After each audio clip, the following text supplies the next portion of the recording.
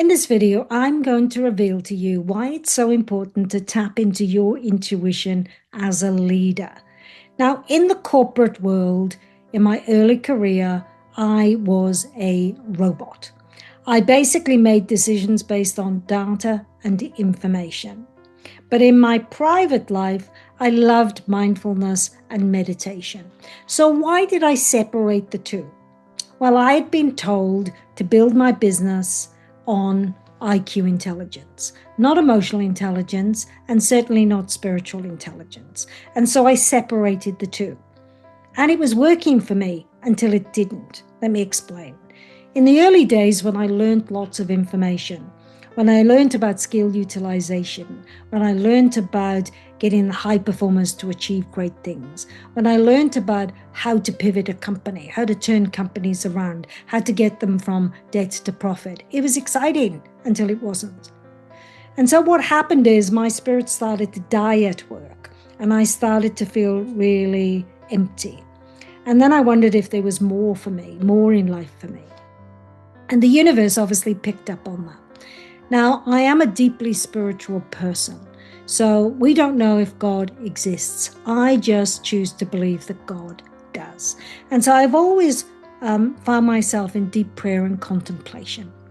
And so I found that I was moving towards that deep prayer, saying, what is going on for me? I don't really understand. And I couldn't work it out. It's like my intelligences were in conflict.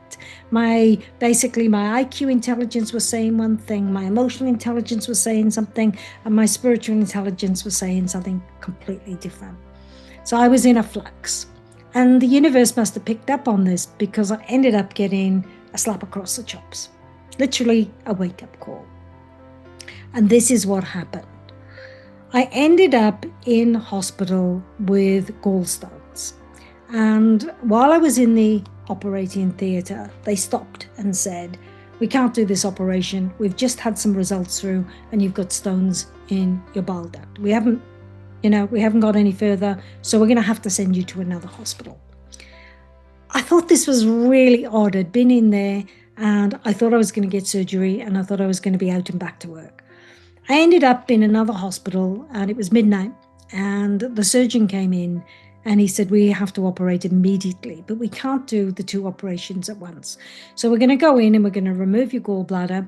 And then in a few days' time, we're going to basically remove the stones in the bile duct. It's not ideal, but that's what we're going to do because you're so sick. There's no way we could do both at this time. So I said, okay, do whatever you want to do. Of course, you're going to say that, right? So while I was in recovery, I felt this really clear message that I needed to write a book. And I needed to write a book around spirituality and the workplace and connecting to a higher source, a higher sense of being. And I'd look to the side of the wall and I'd see this picture of Jesus on the wall. It was a painting, but I'd look at it and I could see the Sacred Heart of Jesus. And I kept looking at it every day and I felt like I've got to write this book. And so when I left the hospital, I didn't write the book and I just kept working harder and harder and just thought I had a lucky escape until the universe again wanted to give me a wake-up call and I ended up in hospital again. And this time they said, you've got more stones in the bile duct. We need to remove them. It's a pretty easy operation. I said, okay.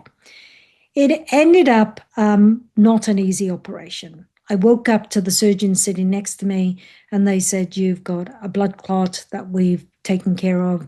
You have pancreatitis and you're going to be in here for quite some time. So I was 12 days in there. I was in intensive care most of the time and I was really sick. And of course, when we get a slap across the chops like that, we make a commitment to write the book, right? So I set time aside every single day, even though I was in a new CEO job, to write Sacred Heart 7 wake-up calls. And this is not a sales plug here. I really need to explain what happened. So every morning I would take time aside and I would start to write Sacred Heart. And I would write about these 7 wake-up calls that people need to have in their life. Started writing the book. I felt different. I felt like I was really setting time aside for something purposeful and meaningful. And what happened is I would show up at work and I would start thinking about intuition differently and how I could tap into intuition as a leader. Now, remember, I was a mechanical robot. I made decisions based on data and information. And suddenly I was going to open up my mind and my heart and my spirit to make different decisions. So let's begin. But before I begin, I want to talk about the highway to holiness, right? And the highway to holiness is a place where you will find other like-minded people. So once you start going on this journey as a leader and you start wanting to tap into your intuition, you will start finding people of like-mindedness, like attracts like. And you'll start opening up your mind to different paradigms, different belief systems. And so what that means when you're in a senior leadership role, you'll get a set of data and information and you look beyond that. You'll go into a meeting and you'll look beyond what's being said and you'll start feeling intuitively the messages that are coming to you. That's how it happens in practice. So firstly, I hadn't received the 7 wake-up calls. And so I was spending time writing about the highway to holiness. And I was studying and I researched a book by Hannah Hannard, which was Hind Feet on High Places. And I read the book and it talked about the student saying to the shepherd, how will I walk that path like the hind? I mean, look at the path. It's so narrow and rugged. And the shepherd said, you'll be able to do it. The hind's feet on high places. In other words, you'll find your spiritual feet. You'll find your way on that pathway. And I said, but how am I going to do that? That's fine. I might have that agility. And they said, it's okay.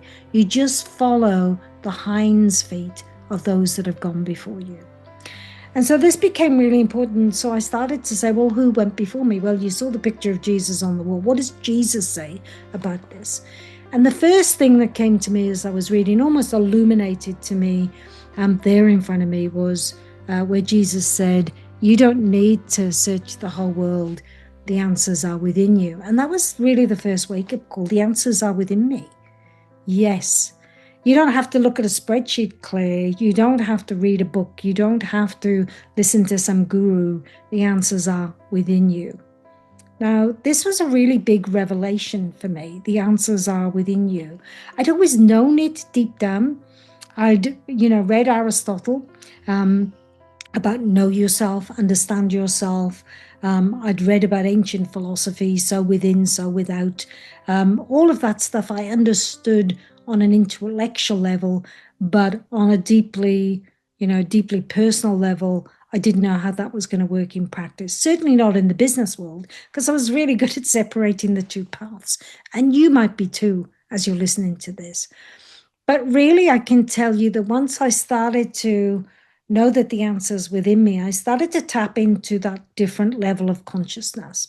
So that meant that I needed to spend more time as a leader in solitude, more time reflecting upon the decisions for the company, more time reflecting on complex problems, not just using my IQ, but tapping into this spiritual intelligence.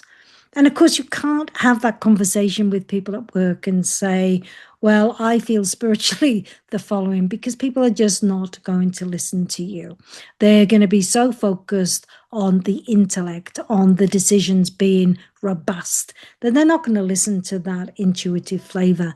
So you have to be careful about how you approach that. And in the early days, all I did was say, I need some time to really consider all of the evidence. I need to go away and reflect upon this. But what I found is that success started to grow bigger and bigger and bigger, because I actually had a complete picture now. And that's what I want for you. So leaders right now, where you're facing, artificial intelligence, where you're facing more complexity, where labor's going to look differently, you are going to be thinking differently about your life. And some of you might be on this robotic cycle where you're literally using your intelligence to make decisions. And what I want to do is snap you out of that and say, that for me, it's been a great joy to be oneself, to tap into mind, body, and spirit, to be able to understand that all of those parts together are really important. You can't just live your life based on your intelligence because we are deeply spiritual human beings, right? And so we were born with this level of spirituality that we can tap into. And so the way that I always see it is that there's this, if you like, altar. And at the altar is all of these gifts, and they're all there for us. And their talents and their skills and their insights and wisdoms. And they're so beautiful that we can tap into. So once you know the answers are within you, think about it like all of these gifts inside of you, inside of your spirit, all of these pieces of knowledge and understanding that you can tap into, that you'll suddenly start to be making different decisions and different insights. And so the first wake-up call that I want to share with you is literally that the answers are within you. But I've had an epiphany, and I really want people to understand that, success is not success unless you're happy, unless you have joy. So success is not success unless you have joy in your life. So I want to be on this mission now for the next couple of decades of my life, God willing, to be able to help people to understand that they can be deeply intuitive. They can be oneself, mind, body, spirit. So over the next 90 days, we're going to go on a journey together. And on that journey, I'm going to reveal the 7 wake-up calls that were revealed to me.